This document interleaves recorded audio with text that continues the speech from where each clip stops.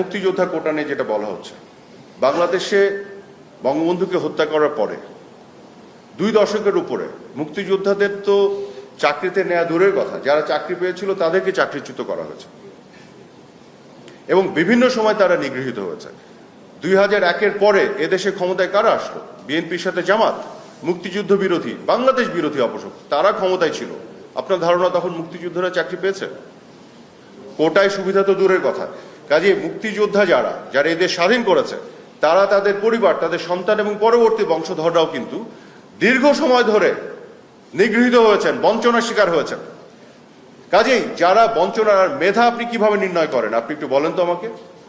যে ছেলেটা বা যে মেয়েটা বিভিন্নভাবে বঞ্চনার শিকার হয়ে ওই 2.27-এর মধ্যে ঢুকতে পারে প্রিলিমিনারি লিখিত পরীক্ষা ভাইবা দেওয়ার পরে, সেই ছেলেটা বা মেয়েটা যদি মেধাবী না হয় তো কে মেধাবী?